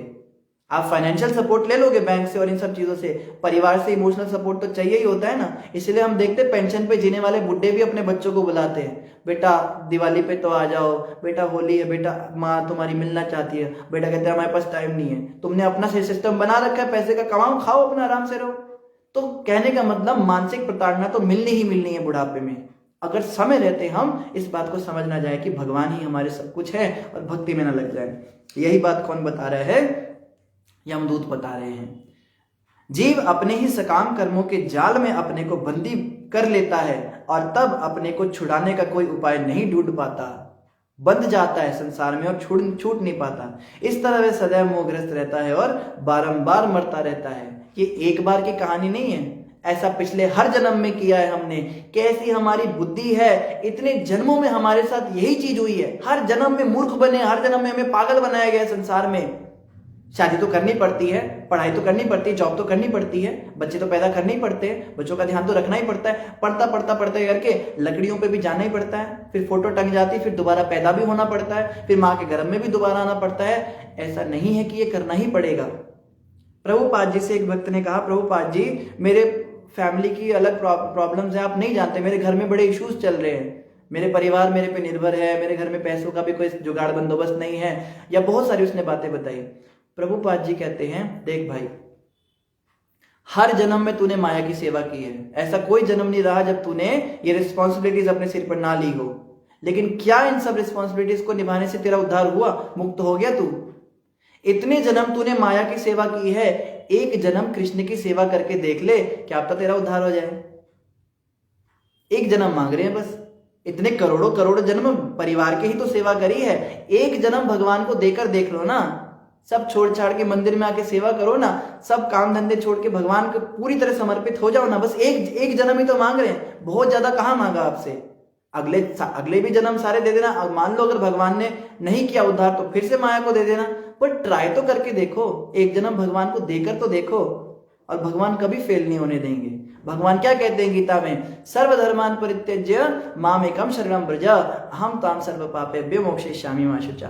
अगर तुम एक जन्म मुझको दे दो, पूरी तरह समर्पित हो जाओ मेरे चरणों में, तो मैं पक्का गारंटी के साथ में क्या करूंगा, मुक्ति भी प्रदान करूंगा और तुमको क्या है, तुम्हारे सारे पापों को भी जलाकर नष्ट कर दूंगा। और बाद में कहते हैं मां शुचा, डरो मत, झूठ नहीं बोल रहा हूं। कोई कह सकता है ना तो कृष्णा है, तो कृष्णा तो झूठ बोल देता था, मैंने नहीं माखन नहीं खाया, मैंने चोरी नहीं की, क्या अब तक झूठ बोल रहा गीता में। भगवान कहते डरो मत, मां शुचा, सच बोल रहा हूं मैं। कौन्तेय प्रति जानहि ना में भक्त्या प्रणश्यति। हे कुंती पुत्र अर्जुन, घोषणा कर दो डंके की चोट पे सारे संसार में इस बात की, मेरे भक्त का कभी नाश नहीं होता। मैं अपने भक्त का कभी नाश नहीं होने देता, अपना सत्यानाश करा लूंगा लेकिन भक्त का नाश नहीं होने दूंगा। कैसे कह सकते हैं भगवान ये? भगवान ने प्रतिज्ञा ली थी, मैं युद्ध में शस्त्र नहीं उठाऊंगा। और भीष्म पितामह ने एक प्रतिज्ञा ले ली, कल मैं अर्जुन को समाप्त कर दूंगा, किसी एक पांडव को समाप्त कर दूंगा। दुर्योधन आया उनके पास, कहते आप ठीक से लड़ नहीं रहे हो, आप पांडवों से प्यार करते हो। तो गुस्से में उन्होंने कहा कल के कल मैं किसी पांडव का वध कर दूंगा, या तो वध कर दूंगा या स्वयं मर जाऊंगा। भीष्म पितामह ने इतनी बड़ी बात कह दी। भीष्म पितामह को मारना संभव ही नहीं था, उन्हें इच्छा मृत्यु का वरदान था। कहते हैं तो खुद मर जाऊंगा या किसी को मारूंगा। तो दुर्योधन बड़ा निश्चिंत हो गया, ये जो सत्यवादी है, ये प्रतिज्ञा करते तो निभाते, कल एक पांडव पक्का फिनिश हो जाएगा, इनको तो क्या हो सकता है। और भगवान कृष्ण ने कुंती माता को वचन दे रखा था, तेरे 5 पुत्रों को जिंदा वापस लेकर आऊंगा। अब भगवान फंस गए, एक तरफ भीष्म पितामह वो भी उनके भक्त हैं और एक तरफ अर्जुन वो भी उनका भक्त है। भगवान कहते हैं अगर भीष्म पितामह को मैंने सच होने दी उनकी बात, तो पांडव कोई मर जाएगा, तो कुंती माता को क्या जवाब दूंगा। और अगर पांडवों को बचा ले तो भीष्म पितामह का क्या होगा। तो भगवान ने क्या किया, अपना ही तोड़ दिया। इस भक्त की भी लाज रखी और उस भक्त की भी। देखो भीष्म पितामह की प्रतिज्ञा भी नहीं टूटी, उन्होंने क्या कहा था, या तो स्वयं मरूंगा या उनमें से किसी को मारूंगा। तो भगवान ने जब अर्जुन की तरफ भीष्म पितामह इतने उग्र तरीके से करने लगे युद्ध, जब भीष्म पितामह फॉर्म में आए थे ना, इतनी बाणों की वर्षा करने लगे, अर्जुन अधमरा हो गया, मरने वाला था। अर्जुन बच्चा था उनके आगे। कृष्ण भगवान ना होते ना अर्जुन के साथ, तो अर्जुन ने कभी जीतना नहीं था। लेकिन भगवान ने क्या किया, रथ का पहिया उठाया और बोला बस करिए पितामह, बहुत हो गया आपका। और जब वो ऐसे पहिया लेकर दौड़े भीष्म पितामह की तरफ, भीष्म पितामह ने दोनों हाथ जोड़ लिए, कहते प्रभु यही तो मैं देखना चाहता था। मुझे तो ऐसा लग रहा है जैसे कोई शेर का बच्चा किसी हाथी के पीछे उसको मारने के लिए दौड़ा हो। और उस समय उन्होंने बड़ी सुंदर प्रार्थना की कि मैं आपका ये भक्त वत्सल रूप देखना चाहता था। और भीष्म पितामह की आंखों से आंसू आ गए, कैसे ये भगवान है, अपने भक्त को बचाने के लिए अपनी प्रतिज्ञा भी तोड़ देते हैं। भगवान होकर अपनी प्रतिज्ञा को तोड़ना कितनी बड़ी बात है, लेकिन भगवान तोड़ देते हैं। और उसके बाद में अर्जुन को बोला बाण चलाओ, और अपने आगे शिखंडी को कर लिया और बाण चलाया, भीष्म पितामह को भी समाप्त करवा दिया। भीष्म पितामह की इच्छा थी कि कृष्ण आपका दर्शन करते हुए मेरे प्राण छूटे, वो वाली इच्छा भी पूरा हो गई और अर्जुन का भी पूरा हो गया। दुर्योधन को जो उन्होंने वचन दिया था वो भी सच हो गया, सबकी बात पूरी हो गई। लेकिन अपनी बात तोड़ दी कि मैं शस्त्र नहीं उठाऊंगा। शस्त्र तो भगवान ने नहीं उठाया, पर फिर भी चलो पहिया ही उठाया, जो भी था। तो कहने का मतलब क्या है, ये कृष्ण भगवान है और हम इन पे विश्वास नहीं करते। हम माया के ऊपर विश्वास करते हैं, मोह माया में फंसे रहते हैं। ये घर, ये गाड़ी, बंगला, माँ बाप, बच्चे, इनके ऊपर हमारा विश्वास है। चैंटिंग करने का टाइम नहीं है, बुक रीडिंग करने का टाइम नहीं। प्रभुपाद जी के मंगल आरती हम आ नहीं सकते क्योंकि हमें अपनी फैमिली को देखना होता है, हमें टाइम नहीं मिलता, दिन भर का शेड्यूल हमारा खराब हो जाता है। अरे भाड़ में जाए ऐसा संसार, क्या किसी का बना ही संसार। इस संसार की सच्चाई तो सबको पता ही है ना। जब हम अखबार में पढ़ते हैं कि 2 बच्चों की माँ जो है वो प्रेमी के साथ चली गई, या पति ने जो है पत्नी को जहर मिला के चाय में पिला दिया और उसने सारी प्रॉपर्टी हड़प ली, ये सब सुनो आप। एक सत्य घटना है, एक ये भी अखबार में छपी थी। एक लड़की थी, उसको कोई लड़का बेवकूफ बना रहा था, प्रेम जाल में फंसाया हुआ था। तो उस लड़के के कहने पर उसने क्या किया, रात को सोते हुए अपने माँ बाप भाई बहन सबके गले काट दिए और सारी पैसे चोरी करके और प्रेमी के साथ भाग गई। बाद में पकड़ी गई वो। तो दुनिया जो है वो माया के ऊपर ऐसे विश्वास करती है। उस बच्ची के ऊपर इन्होंने भी विश्वास किया होगा ना, माँ बाप ने, मेरी बच्ची है इसके लिए टाइम नहीं हमारे पास नाम जपने का। कोई किसी का नहीं संसार में, हमारे केवल कृष्ण हैं। और देखो कृष्ण कितने दयालु हैं, और ऐसे कृष्ण को छोड़कर हम माया की सेवा में लगे रहते हैं। इसीलिए प्रभुपाद जी ने कहा एक जीवन कृष्ण को देकर देखो, कृष्ण कभी भी तुम्हें निराश नहीं होने देंगे। हजारों करोड़ों जीवन तुमने माया को दिए हैं, लेकिन क्या करते हैं, एक भी जीव, हाँ ये क्या होता है, इस तरह वह सदैव मोहग्रस्त रहता है और बारंबार मरता रहता है। हमारी ये हालत है। एक भी जीव बिना कार्य किए एक क्षण भर भी नहीं रह सकता। ये हमने कल भी डिस्कस किया था कि हम एक सेकंड भी बिना कर्म किए नहीं रह सकते। कुछ ना कुछ कर्म हमारा चलता ही रहता है। उसे प्रकृति के 3 गुणों के अनुसार अपनी स्वाभाविक प्रकृति द्वारा कर्म करना ही पड़ता है, क्योंकि यह स्वाभाविक प्रवृत्ति उसे एक विशेष ढंग से कार्य करने के लिए बाध्य करती है। तो यमदूत बता रहे हैं कि कर्म तो हम करते हैं, हमें लगता है मैं कर रहा हूं। जैसे कोई व्यक्ति कहता है आप मुझे मत बताइए 4 नियम करो, ये करो, मैं स्वतंत्र हूं, मैं स्वतंत्र भारत का स्वतंत्र नागरिक हूं, मुझे स्वतंत्रता का अधिकार है, मैं जो चाहूं करूं। किसी को बोलो ना भाई मांस मत खाया करो, शराब मत पिया, आप कौन होते हो बताने वाले। आजकल माताओं का नया चला है, माताओं को बोलो थोड़ा सिर ढक के रखा करो, थोड़ा कपड़े अच्छे पहना। आप कौन होते हो बताने वाले, मेरा जो मन करे मैं वो करूंगी, मैं स्वतंत्र हूं। स्वतंत्रता का हम दिखाते हैं ना, लोगों को डंका दिखाते हैं, या गुरुजी कभी शिष्य को डांटते हैं कि बेटा तू ऐसा क्यों करता है, मैं स्वतंत्र हूं गुरुजी। स्वतंत्रता कहने वालों, स्वतंत्र कोई नहीं है संसार में। सब 3 गुणों के प्रकृति के बंधे हुए हैं। प्रकृति के जब फोटो देखी ना, वो 3 देवियां ऐसे नचा रही कठपुतली की तरह, तीनों गुणों ने तुम्हें बांध रखा है। अगर तुम स्वतंत्र हो तो आज के आज तुम करोड़पति बन के दिखाओ। आप कहते हो मैं जो चाहूं कर सकता हूं, तो आज के आज करोड़पति बन के दिखाओ, नहीं बन सकते। आप काले से गोरे बन के दिखाओ, नहीं बन सकते। आप बच्चे से बूढ़े होकर दिखाओ, जवान होकर दिखाओ। आपकी उम्र 10 साल है ना, 25 साल का नौजवान बन के दिखाओ। आप बूढ़ी हो चुकी हो माता जी 40 साल की, आप कितनी क्रीम लगाती हो। अगर आप स्वतंत्र हो, आप कुछ भी कर सकती हो, तो आप वापस 20 साल के 21 साल के हो जाओ ना। आप अगर स्वतंत्र हो, आप अपने पंख उगाओ ना कबूतर की तरह, हवा में उड़ के दिखाओ। इतने बड़े लोहे के डिब्बे में इतनी गंदी तरह से पूरे इतना फ्यूल भर के उसमें इतने पैसे बर्बाद करके 10-20 हजार का टिकट लेके आप उड़ते हो, हवा में ऐसे उड़ के दिखाओ ना। स्वतंत्र अगर हो तो कुछ भी कर सकते हो ना, लेकिन नहीं, प्रकृति ने जितना अलाउ किया है केवल आप उतना ही कर सकते हो। हमारी स्वतंत्रता कितनी है, हमारी स्वतंत्रता बस उतनी है जितनी प्रकृति ने अलॉट किया हुआ है। जैसे एक उदाहरण दिया गया है, एक गाय को आपने खूंटे से बांधा, ठीक है, जैसे ये पीछे घास है, तो नकली घास है, मान लो किसी असली घास के एरिया में आपने खूंटे से गाय को बांध दिया। अब खूंटे के अंदर जो गाय बंधी है वो खुली है या स्वतंत्र है, क्षमा कीजिए, खुली है या बंधी है, दोनों ही है। वो कितना घास चढ़ सकती है, रस्सी जितना उसको अलाउ करेगी, रस्सी जितनी लंबी है उसके बाहर की घास वो नहीं खा सकती, वो केवल उस रस्सी के अंदर अंदर की घास खाने के लिए स्वतंत्र है। तो गाय की स्वतंत्रता कितनी है, जितनी रस्सी ने उसको दे रखी है, उसके बाहर वो नहीं जा सकती। इसी प्रकार से हमारी स्वतंत्रता कितनी है, जितनी प्रकृति के 3 गुणों ने हमें दे रखी है, उसके बाहर हम नहीं जा सकते। हम चाहकर भी एक दिन में अमीर नहीं बन सकते, हम चाहकर भी हवा में नहीं उड़ सकते। प्रकृति ने ये फैसिलिटीज देवताओं को दे रखी हैं। देवताओं के पास ये फैसिलिटीज होती है, जैसा रूप चाहे आप स्त्री से पुरुष बन के दिखा दो, आप स्वतंत्र हो तो, क्योंकि वो आपके कार्य क्षेत्र में नहीं है। हम अंदर अंदर थोड़ा बहुत स्वतंत्रता दिखा सकते हैं, लेकिन वो स्वतंत्रता भी जो है वो भी बेड़ा गर्क कर देती है हमारा। इसीलिए हमें क्या करना है, ये भूल जाइए कि मैं स्वतंत्र हूं, मैं अपनी इच्छा से चलूंगा, अपनी इच्छा से मैं कभी नहीं चल सकता, मैं प्रकृति के अंडर हूं। सतोगुण कभी मेरे पे प्रभाव डाल देता है, रजोगुण तमोगुण, बाकी बात छोड़िए। जब नींद आती है ना, आलस्य आता है, उस समय तो हम ऑफिस भी नहीं जाते हैं, उस समय तो हम काम धंधे पर नहीं जाते। करोड़ रुपए का डील प्रोजेक्ट भी होगा ना, वो भी हम छोड़ देते हैं ये सोच के कि अभी मेरे को नींद चाहिए। क्यों, तमोगुण ने तुम्हें कंट्रोल कर रखा है। जब तमोगुण के ही तुम कंट्रोल में हो गए तो तुम कैसे कह सकते हो तुम किसी के कंट्रोल में नहीं आओगे, तुम स्वतंत्र हो। ये मूर्खता है सोचना कि मैं स्वतंत्र हूं। ये स्वतंत्रता का कोई दिखाना नहीं चाहिए, डींग नहीं मारनी चाहिए। लेकिन क्या होगा, भक्ति करने से हम 3 गुणों से ऊपर उठ जाएंगे।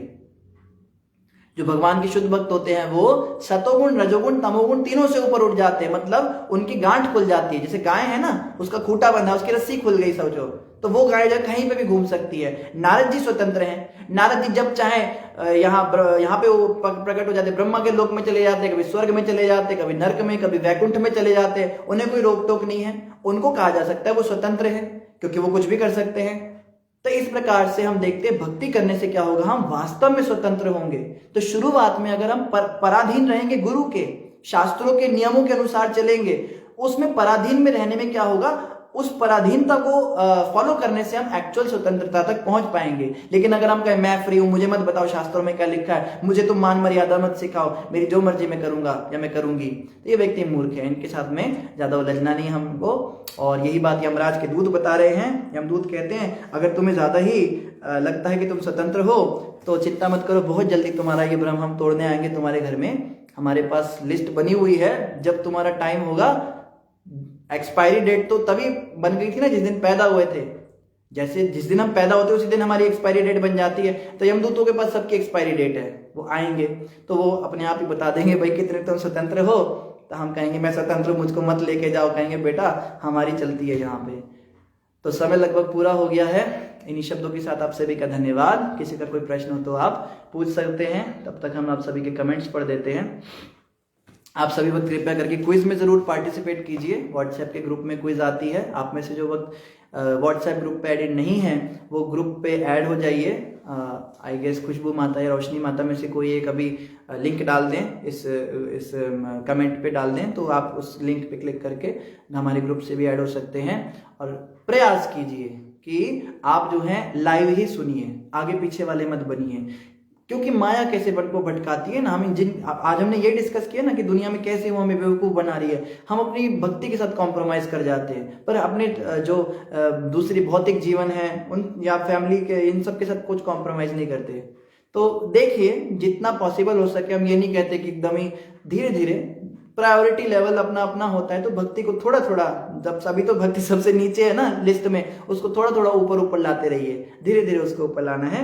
नहीं तो कथा सुनते सुनते सालों बीत जाएगा, कोई फायदा ही नहीं हुआ। सिर्फ वह कान पे जू नहीं रहेगी तो क्या फायदा। तो कथा सुनने का मतलब है जीवन में कुछ अंतर भी आना चाहिए, भक्ति को हमें प्रायोरिटी भी देनी है। तो करुणा माता जी ने प्रणाम प्रभु जी लिखा है, नवीन जुल्का जी ने हरे कृष्णा राधे कृष्णा लिखा है, शाश्वती सेन गुप्ता जी ने लिखा है मेरा सत सत नमन प्रभु जी हरे कृष्णा, नरेंद्र भंडाल जी ने महामंत्र लिखा है, अरुण सिंगला जी ने हरे कृष्णा प्रभु जी लिखा है, खुशबू ठाकुर जी ने हरि बोल हरे कृष्णा लिखा है, और सनी कुमार जी ने हरे कृष्णा लिखा है, कमल किशोर जी ने Hare Krishna from Rachna and आंचल माता, ऋषु गुप्ता जी ने भी हरे कृष्णा लिखा है, ऋचा शर्मा जी ने लिखा है हरे कृष्णा प्रभु जी धन्यवाद प्रणाम। Please you sing a Vaishnav song भजो रे मन श्री नंद नंदन अभय चरणारविंद रे फॉर अस। जरूर हम आपका भजन सुनाते हैं माता।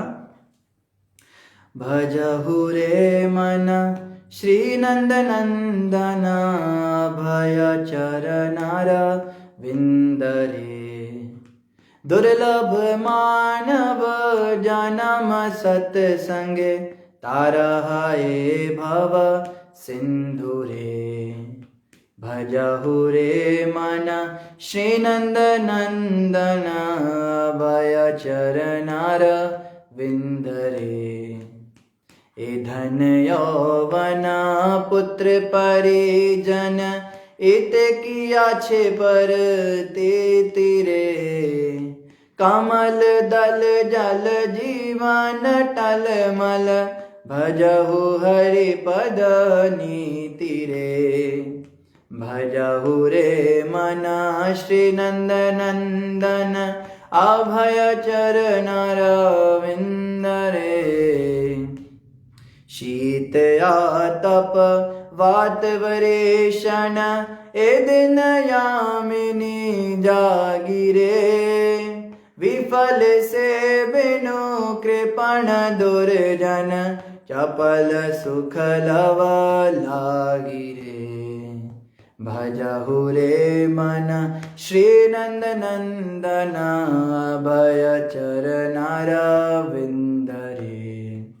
श्रवण कीर्तन स्मरण वंदन पाद सेवन दास्य रे, पूजन सखे जन आत्म निवेदन गोविंद दासे अभिलाष रे।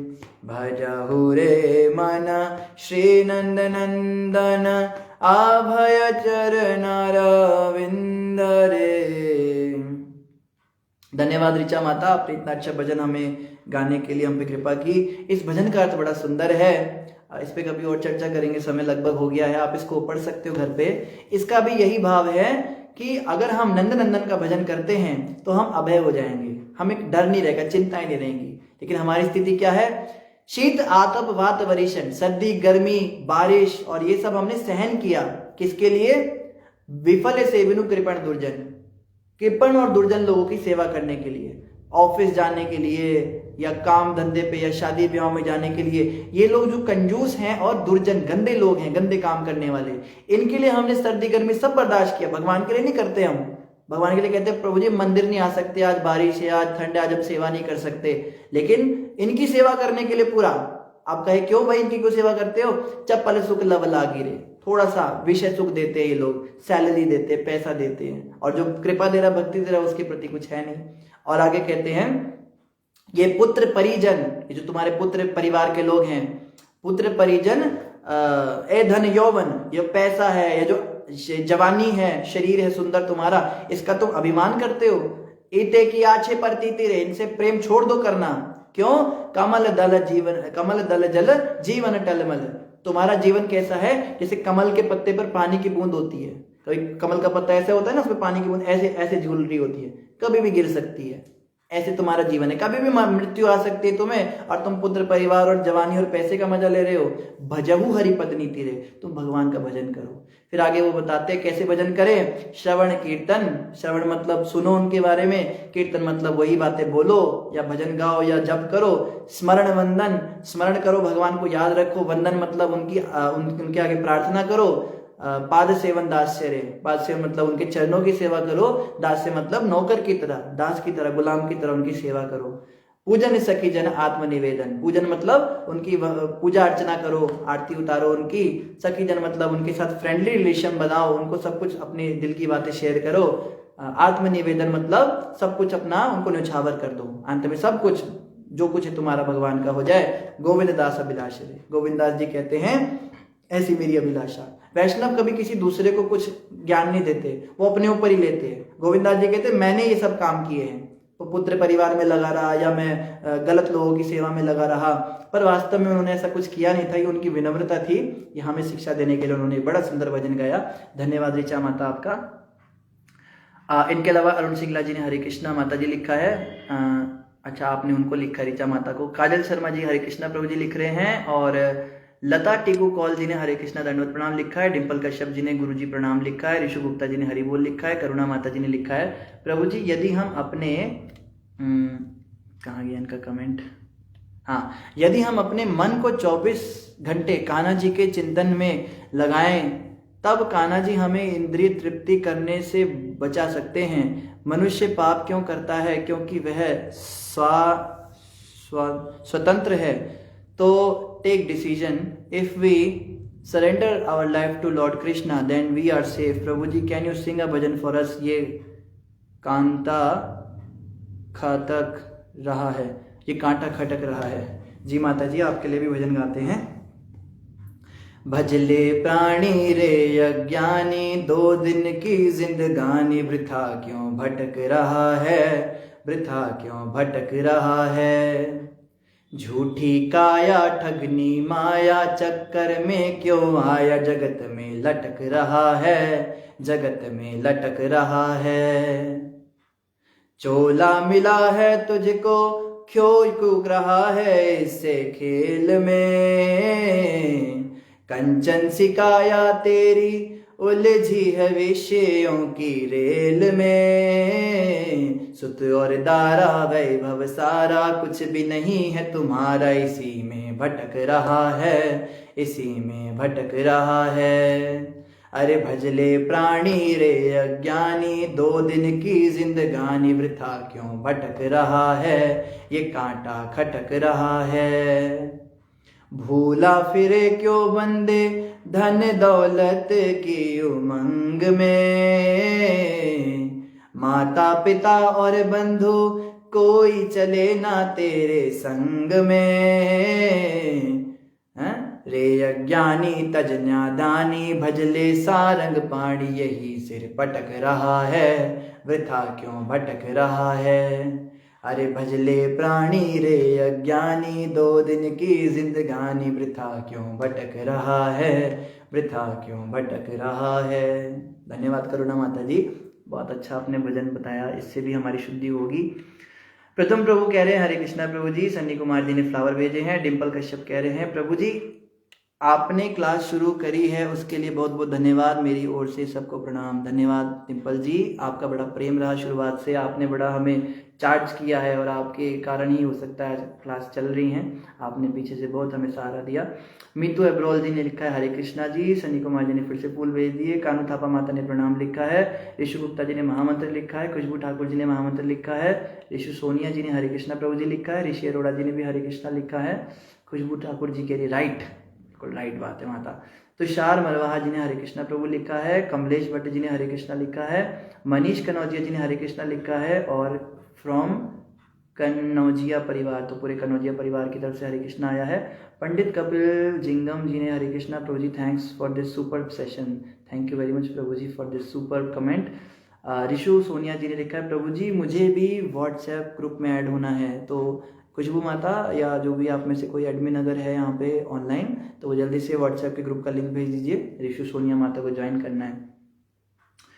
दीपक कुमार जी ने हरे कृष्णा प्रभु जी लिखा है। मौसमी सिंह जी ने हरे कृष्णा लिखा है। गायत्री नागपाल सिन्हा जी ने लिखा है प्रभु जी आज एक व्यक्ति ने मुझसे प्रश्न पूछा कि सतोगुण में रहते हुए भौतिक जगत के आनंद क्यों नहीं ले सकते, मुक्ति का प्रयास क्यों करना जरूरी है। माता जी सतोगुण में रहते हुए अगर हम आनंद लेते हैं तो हम स्वर्ग में चले जाएंगे और स्वर्ग में देवता बन जाएंगे। देवता लोग सतोगुण में रहते हैं, लेकिन इंद्र तृप्ति सतोगुण में भी होती है। सतोगुण भी क्या है ना, जैसे प्रभुपाद जी ने उदाहरण दिया, सतोगुण है सोने की हथकड़ी, रजोगुण है लोहे की हथकड़ी, तांबे की हथकड़ी, और जो ये तमोगुण है ये लोहे की हथकड़ी है। अब कोई व्यक्ति कहे मेरे हाथ में सोने की हथकड़ियां हैं, तुम्हारे हाथ में तो लोहे की है, तो हथकड़ी है ना, चाहे सोने की हो चाहे लोहे की हो। सतोगुण भी हमें संसार से बांध के रखता है, क्योंकि सतोगुणी व्यक्ति भी इंद्र तृप्ति करना चाहता है। आपने खुद ही कहा ना कि आनंद क्यों नहीं भोग सकता, तो आनंद भोगने की इच्छा ही तो हथकड़ी, यही तो संसार में बांध के रखती है। देवता बन जाओगे मगर देवता बन के क्या होगा, वापस नीचे आना पड़ेगा। तो सतोगुण में अगर तुम आज आनंद ले रहे हो तो वो टेम्परेरी है, कुछ समय के लिए स्वर्ग का राज्य मिलेगा, फिर धरती पे आ जाओगे। बुद्धिमान व्यक्ति क्या सोचता है, हथकड़ी खोलूं कैसे, तो उसके लिए विशुद्ध सतोगुण है। सतोगुण के भी ऊपर जो होता है वो विशुद्ध सतोगुण होता है, वो होता है भगवान की भक्ति, जो मुक्ति के लिए प्रयास करता है भक्ति। तो मुक्ति का मतलब ये मुक्त हो जाना। आप कह रहे हो कि मैं अगर सोने की हथकड़ी पहन के रखूं तो इसमें क्या समस्या है, मैं इसको खोलने का प्रयास क्यों करूं।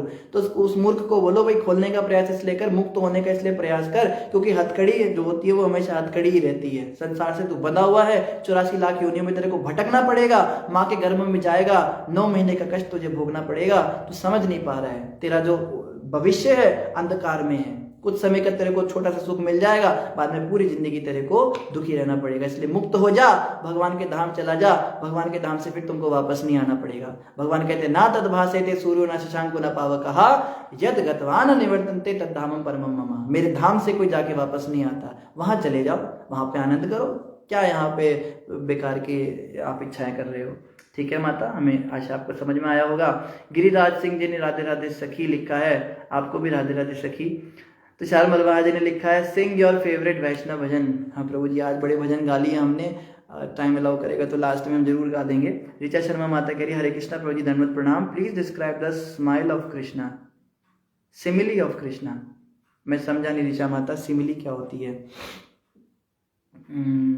इंग्लिश में पूछा है आपने, हिंदी में पूछा है सिमिली। स्माइल शायद आप पूछ रहे हो, भगवान कृष्ण की अगर आप मुस्कान पूछ रहे हो तो उनकी मुस्कान के विषय में शास्त्रों में बताया गया है रंध्राण वेणुर्धर सुधया पूरयन गोप वृंदैर वृंदारण्यम सपद्रमणम प्राविशद गीत कीर्ति। जब कृष्ण भगवान मुस्कुराते हैं और मुस्कुरा के बंसी को ऐसे अधरों पे लाते हैं और उसमें हल्के से फूंक मारते हैं, और फूंक मार के क्या करते हैं, उनके मुख से जो है पूरे बंसी के अंदर अमृत चला जाता है। और वो अमृत जब निकलता है उसको सुन के क्या होता है, वृंदारण्यम, पूरा वृंदारण्य, रण्य कहते हैं आरण्य मतलब वन, जंगल, वृंदा मतलब तुलसी का जो जंगल है उसको वृंदावन कहते हैं। पूरे वृंदावन में क्या होता है, वो जादू भरी वाइब्रेशंस फैल जाती हैं। स्वपद रमणम प्राविशद कीर्ति कीर्ति, जिस जिसके कान में वो बंसी जाती है वो भगवान की महिमा गाने लग जाते हैं, आनंद करने लग जाते हैं। और कृष्ण की बंसी, कृष्ण की जो स्माइल है उसके विषय में एक और भी कथा आती है।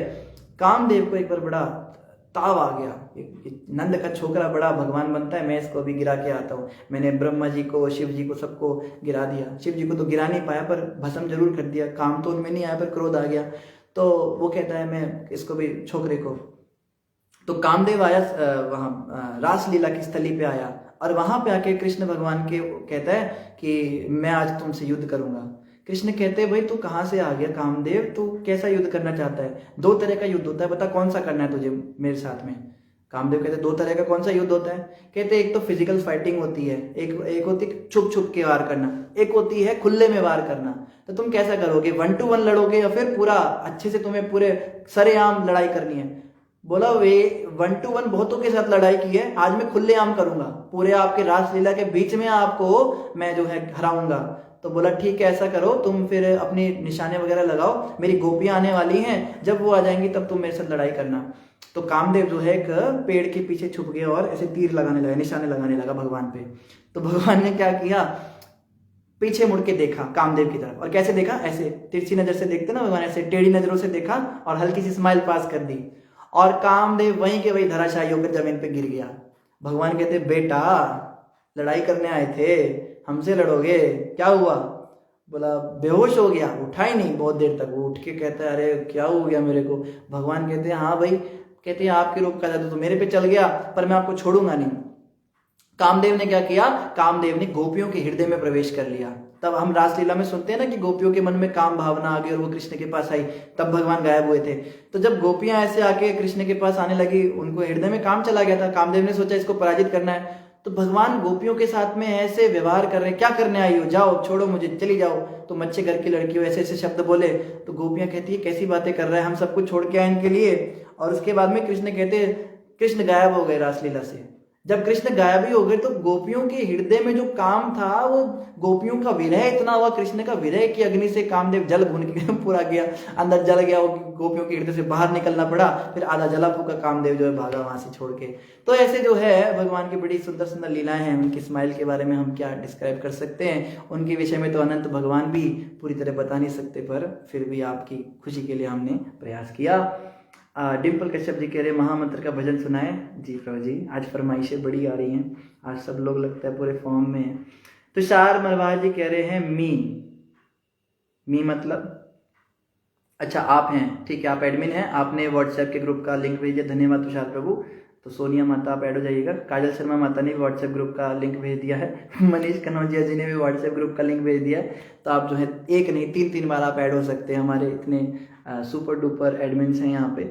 मनीष कनौजिया ने जो है हरी बोल लिखा है, और सरस्वती जी ने कहा प्लीज़ ज्वाइन मी। आपको खुद ही ज्वाइन होना पड़ेगा सरस्वती जी, इसमें आप क्लिक कर दीजिएगा लिंक पे, जब लेक्चर एंड होगा उसके बाद क्लिक कीजिएगा तो आप अपने आप पहुँच जाएंगे।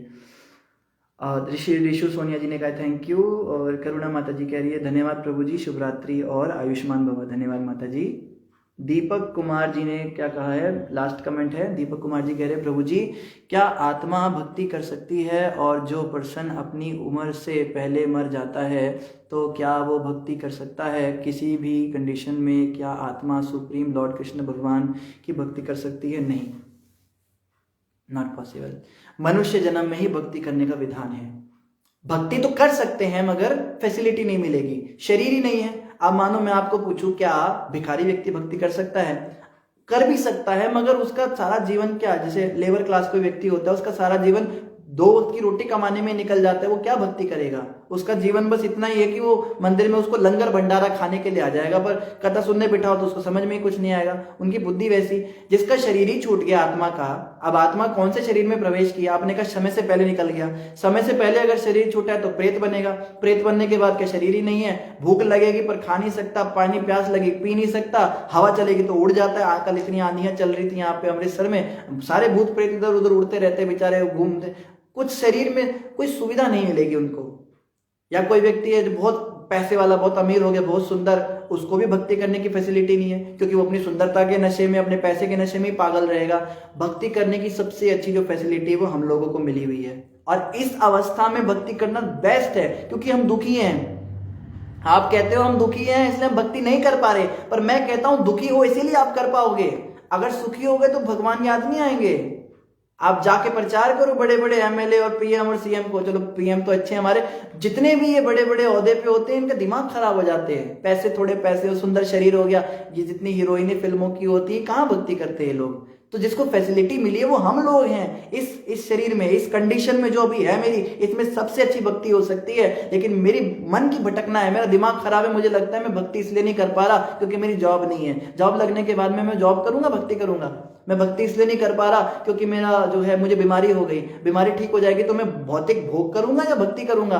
भक्ति करने का सबसे अच्छा यही शरीर है। बस मरने के बाद आप छोड़ दो, भूल जाओ कि कोई कर पाएगा। या किसी और योनि में, कुत्ते बिल्ली की योनियों में भक्ति हो नहीं सकती, और देवताओं की योनियों में भक्ति हो नहीं पाती है। वहां पे बस इंद्रिय भोग चलता है। नरकों में जाने के बाद पिटाई खाओगे, भक्ति करोगे।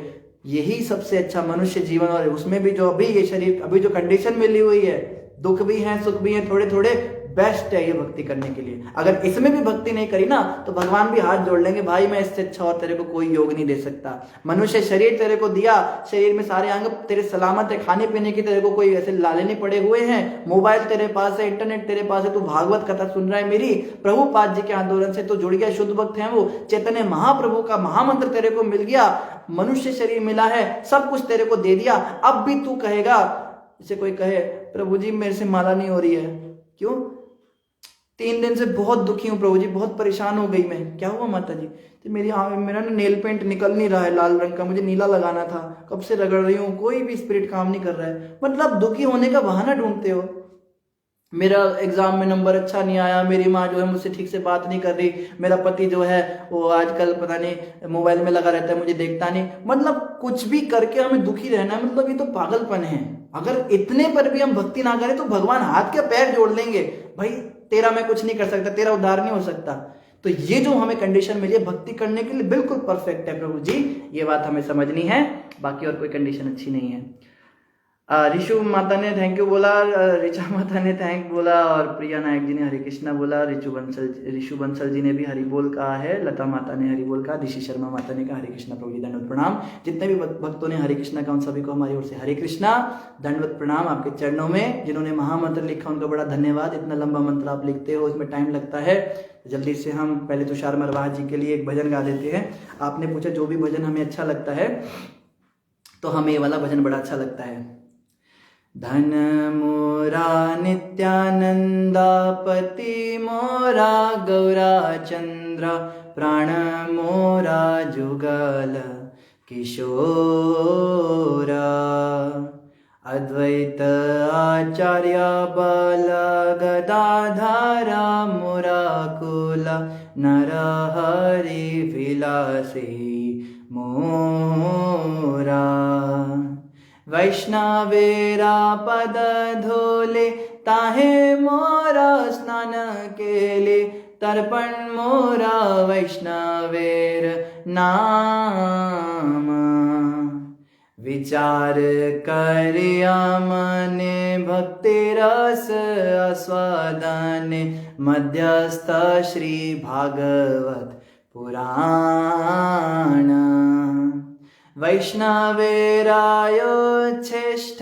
ताहे मोरा मन निष्ठ, वैष्णवे ते नामे ते उल्लास, वृंदावन चबूतरा, ताहे मोरा मन घेरा, कहे दीन नरोत्तम दास, हरे कृष्णा कृष्णा कृष्णा हरे हरे, हरे राम राम राम हरे हरे, हरे कृष्णा कृष्णा कृष्णा हरे हरे, हरे राम राम राम हरे हरे, हरे कृष्णा कृष्णा कृष्णा हरे हरे, हरे राम राम राम हरे हरे। धन्यवाद। तो डिम्पल जी, आपका महामंत्र भी इसी में इंक्लूड हो गया, अलग से हम नहीं गा पाएंगे। ठीक है, आप सभी का धन्यवाद। सरस्वती सेन गुप्ता जी ने गुड नाइट भी लिख दिया। आप सभी को शुभ रात्रि, हरे कृष्णा। और किसी का और भी कोई प्रश्न रह गया हो तो ग्रुप की सेटिंग्स हम चेंज कर देंगे, वहां पर भी आप प्रश्न कर सकते हैं। इन्हीं शब्दों के साथ सभी का धन्यवाद। ग्रंथराज श्रीमद् भागवतम महापुराण की जय, जगत गुरु श्रील प्रभुपाद की जय, गौर भक्त वृंद की जय। आप सभी का धन्यवाद। आप सभी अंत तक जुड़े रहे। हरे कृष्णा।